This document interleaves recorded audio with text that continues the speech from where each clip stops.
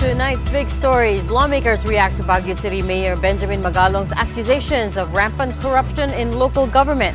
We'll also hear from the DPWH, where Magalong claims most of these pork barrel funds are parked.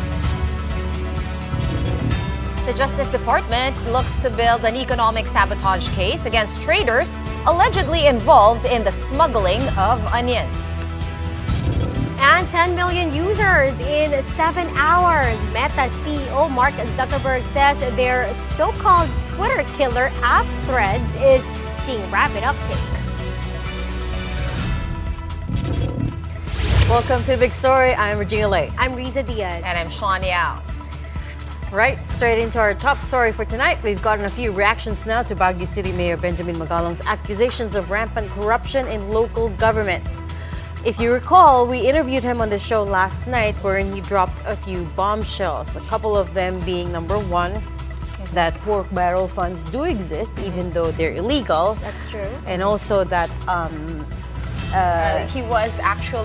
He said he was, for me, the juiciest part, Reg, was when he said, you asked him, I believe, may pinariringgan ka ba? He said, yes, meron, pero hindi ko muna pwedeng sabihin, which he also told the chiefs. He also said the same thing, I cannot name names as yet. so parang he had somebody In mind. specific in mind. You know how I love a good blind item, so his- I've been racking my brain. His tone was very much solid on having this movement and being up front, and you're in the front line of this movement of calling for good governance. Na Yeah. parang meron pang mga underlying things that we don't seem to know about just yet. He So did we say asked- he wants to start a movement on, Right. on good governance. And because, like if he already started with these bombshells, like where's he going to take it, right? He can't just stop here now. Right. Right? It's Right. only the beginning. So now, when asked by News 5 for a comment on Magalong's statement saying if uniformed personnel were willing to give part of their pension to solve the financial crisis of our country, well, what about the legislators? Senator Bato de la Rosa replied saying that mayors and governors should also be included to make it a whole-of-nation approach. De la Rosa added that he's also willing to contribute a portion of his monthly pension to help government. Now, ACT Teachers Party List Representative Franz Castro, meanwhile, said there is nothing wrong with Magalong's challenge. She also maintained that the members of the Makabayan bloc no longer have pork barrel. Castro also went on saying that corruption in the government is an open secret. The problem is, however, that it is indeed difficult to prove.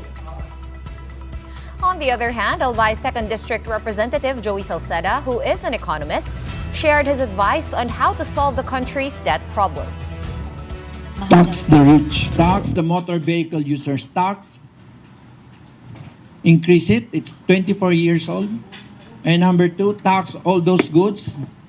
It's the traders who make money, not the consumers.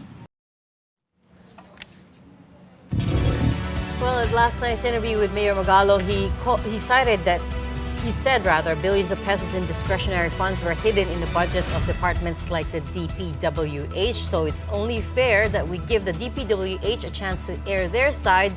So we have with us on the phone tonight Secretary Manny Bonoan. Good evening, Secretary. Thanks for joining us on The Big Story. Good evening, and thank you for having me. Secretary, I'm going to go right to the point. No, I just wanted to get your reaction on the remarks that Mayor Magalong gave. And I wanted to read you the exact quote. He says, billions of pesos are being managed by our legislators and it's just hidden in the different departments. Isa sa pinakapaborito nilang pinaglalagyan is DPWH. Your thoughts, please. Well, I can only speak for the DPWH under the administration of President Bongbong Marcos now. No? We have to bear in mind that we took over, and even as Secretary of the Department of Public Works and Highways took over just a year ago. And in fact, this will be the first budget year that we are preparing for 2024. No? And I also had a chance actually to look into the budget of for 2023. To me, my perception is that I don't have any information as to if there are still pork barrel because all the projects that had been allocated to all the legislative members of Congress are actually incorporated in the President's budget. Every single detail of project is included in the National Expenditure Program that is submitted to Congress by the President. Right. So, Secretary, if there is any pork barrel, are we saying that the pork barrel is a lump sum amount that can be used anywhere by legislators? right. Right Secretary, now, there is nothing that I can see actually of that sort for now. right. We understand, Secretary, you have been only in office just over 1 year, or maybe not Yes. even a year for you. But in the event that specifics come to light, would you be willing to fully investigate what goes on in the event that, there are certain anomalies? Well, if we have information of that sort, why not? I think we are emphasizing the implementation of the department with good governance, actually. And this is being emphasized by no less than the President, that we have to be very transparent and professionally do the job that we intend to do for the infrastructure development of the country. Let me put it this way, that in fact, right now we are now in the process of formulating our proposed 2024 budget, and I think you will not escape that many of the legislators have also their own local priorities, aside from the core program of the department, which is actually the development of national roads, flood control facilities, and many other infrastructure facilities that are in the flagship program of the department under the 8-point agenda of the President. Anyway, I think for 2024, I would just like to make clear that, yes, we have given some options to some of the legislators to put in some of their local priorities, aligned, of course. I have to emphasize this, aligned with the 8-point agenda of the President, particularly in supporting food security and to reduce transport cost and logistic cost, actually. And all these things and are in a menu that we have agreed upon with the legislators and, of course, with the blessings of the President, actually. Just So, to add to that very all quickly, this- Secretary, is there anything that you plan to implement, some new rules perhaps, to head off such allegations of corruption? Excuse me, I didn't get it. I'm sorry. Yes, is there anything that you're planning to implement, any new rules under, of course, your command in the DPWH to head off any attempts or any moduses or corrupt practices from happening? Yes, of course. Of course, from the very start of my taking over the department, I have emphasized to be all the transactions in the department, particularly in the implementation of projects, to be as transparent as possible. And we have to be very transparent in the implementation of the projects, from the formulation of the conceptualization of the project up to the bidding and up to the implementation of the project. In fact, we have a system that had been in place in the Department of Public Works and Highways that monitors actually the daily status of projects implementation in all regions, in all district offices actually. So we can take a look at what is happening on ground actually in the implementation of all these projects. I have continuously emphasized actually to our people actually that under my watch, I want them to be professional. Gusto ko talaga yung they do their job well and to respond to the big task that is asked of us to implement yung infrastructure development program of under the Better More program of the President. All right. Well, that's a good way of handling this issue that is being thrown to the department. Maraming salamat. That was DPWH Secretary Mr. Manuel Bonoan. Now up next, the Justice Department is eyeing to build an economic sabotage case against traders allegedly involved in smuggling of onions. The details later. Keep it here on One News.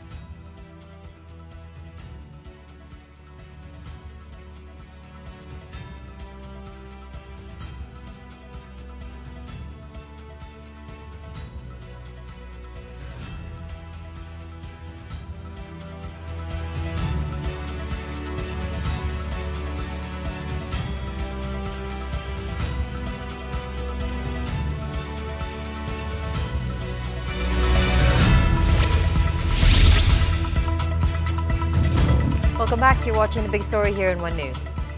China has become more aggressive in guarding the Ayungin Shoal. That's what Philippine Coast Guard spokesperson Commodore J. Tariela told Radyo 5 this morning.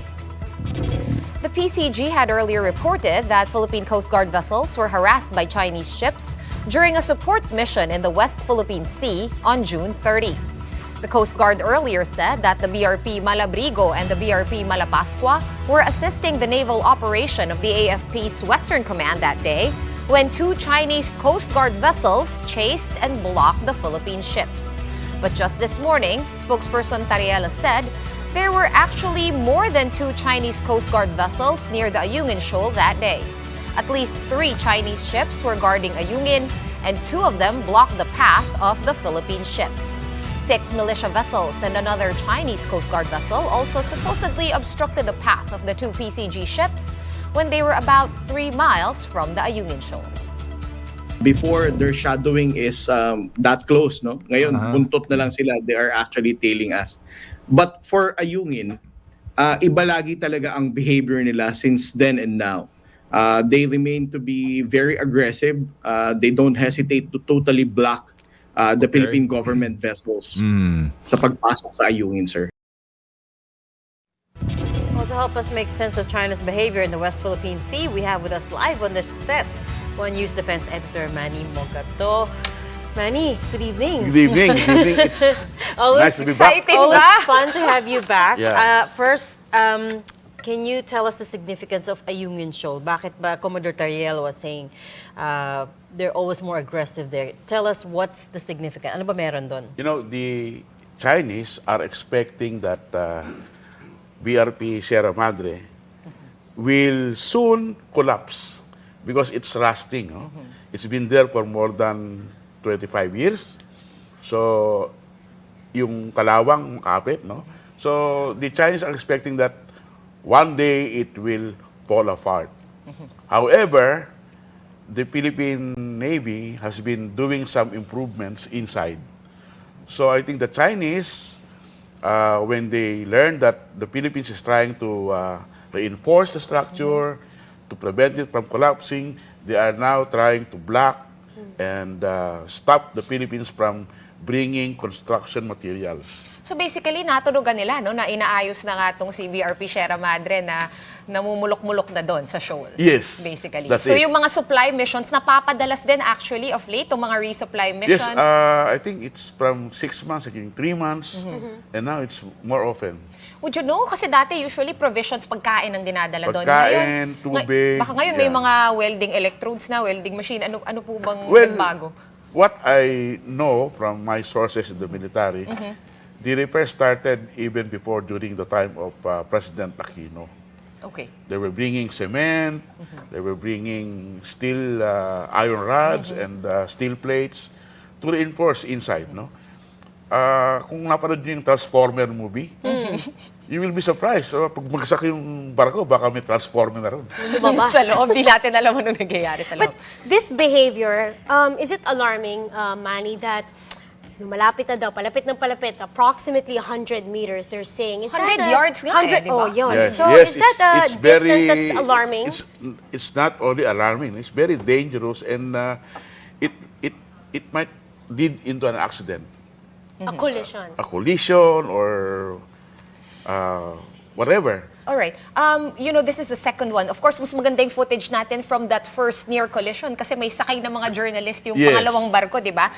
So this is actually the second in just a couple of months. Second such an event na may dangerous maneuvers kung tinatawag nila.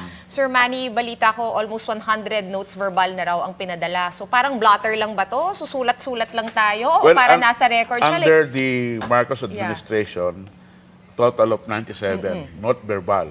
These are From last year? from last year to this year. 97, no? During President Duterte, it's more than 200 not verbal. Yung not verbal, parang protest. So parang, It's a diplomatic note. Yes. But anyway, the Chinese are ignoring it. So wala. But so did they during President Duterte.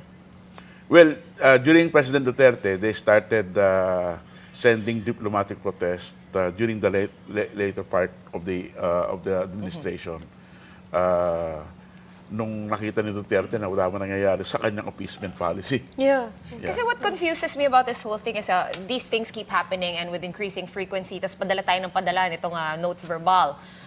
Pero parang wala naman nagyayari, Sir Mog. So parang it just keeps happening, di ba? And then, anong sunod? I mean, where does this all go? Well, Is there in fairness to China, hindi lang naman tayong kinukulit nila, no? They are also harassing Vietnam. Vietnamese, they are harassing Malaysians, and even they go to Indonesia na hindi So naman equal claimant. opportunity harasser pala. Yes. Because they wanted to assert their 9-dash line claim dun sa South China Sea. And the coercive behavior of China is really very alarming and disturbing. Because it might lead to an accident or untoward incident that could explode into a conflict. worst case scenario, Manny, let's say, hindi nakapag-stop in time no, yung mga Philippine Coast Guard ships at nagkabungguan nga yung mga boat. Anong magyayari doon? At that point, since may aksidente na, may pruweba, can we elevate it to some sort of court that China will listen to? No. Parang charge to experience. Oh. Ganun na So lang. basically, there's nothing that the government can really do Well, to repel this kind of aggressiveness? You can protest, but your protests will not be listened to. Well, falling on Nothing. deaf ears, Nothing will yeah. happen. Yeah. You could issue another note verbal. Yes, that's it. Yeah. Ad, Sige, yung you know, collection. ad infinitum note verbal. But Yeah. all right, thank you so much for joining us and providing us that insight. One News Defense Editor Manny Bogato. Thank you. Right, we're going to pause for another quick break, but right after that, Twitter has found its biggest rival in Threads, a new text-based app recently launched by Facebook's Meta. Just how big of a threat is this to the Bird app? We'll give you the details when we return. Keep it here on One News.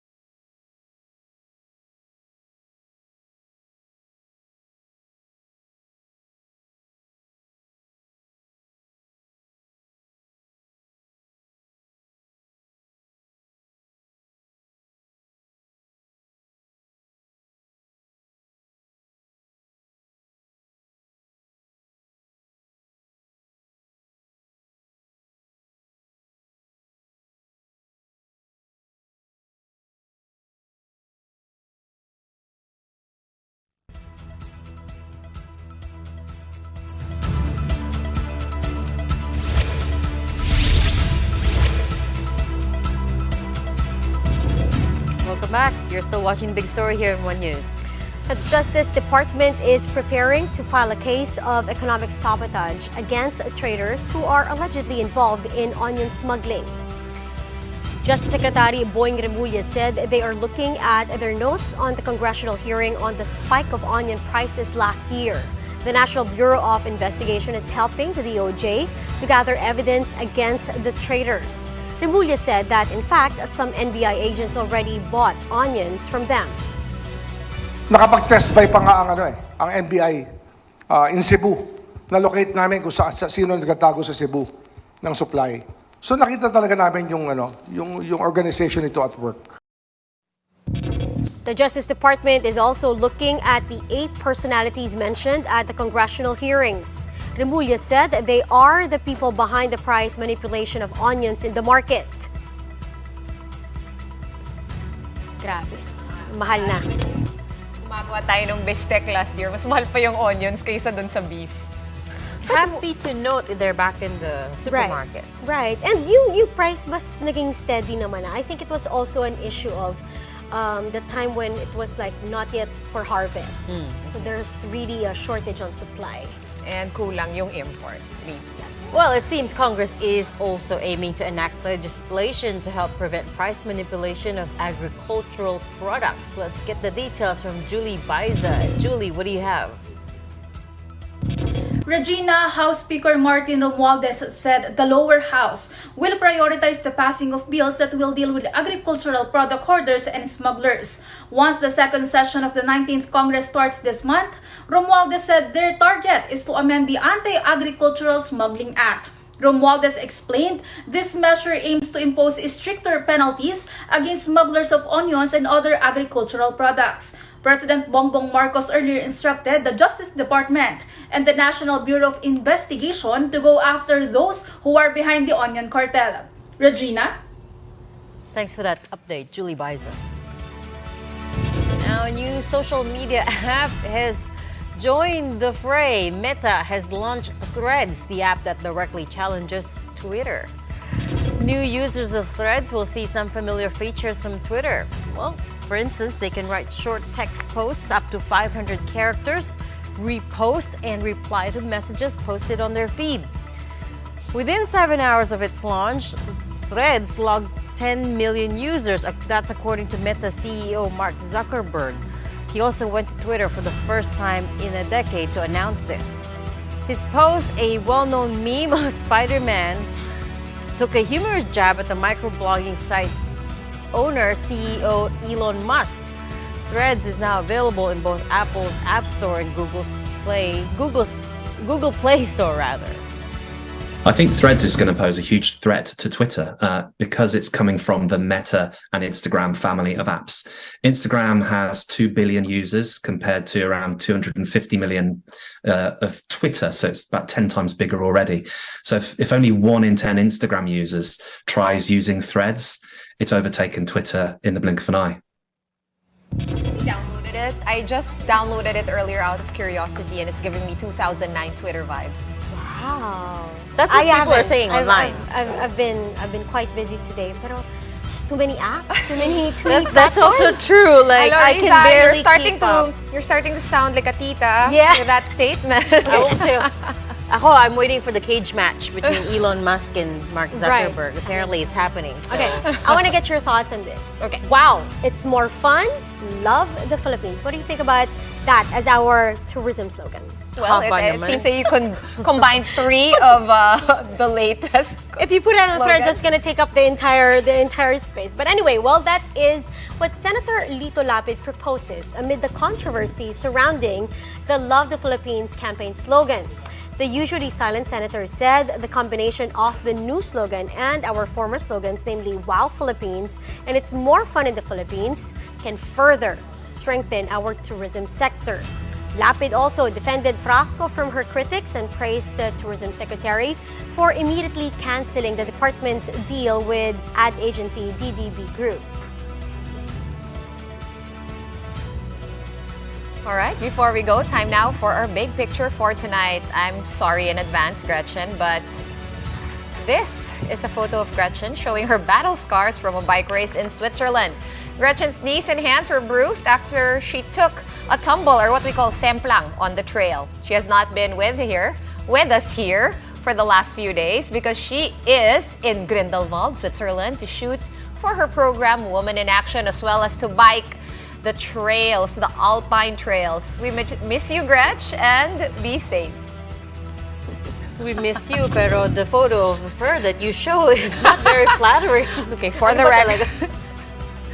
She looks so cute there. Remember we were talking about her Kawawa na about nga eh. crash landing on you, and then That's the next day. Palaban yan. She did crash. I'm sure she just got up, back up on her feet, and went on. And now hinahanap na lang niya yung you part nung crash landing on you. And that's it for the show tonight. We are One News, all sides, all the time. Thanks for tuning in and good night.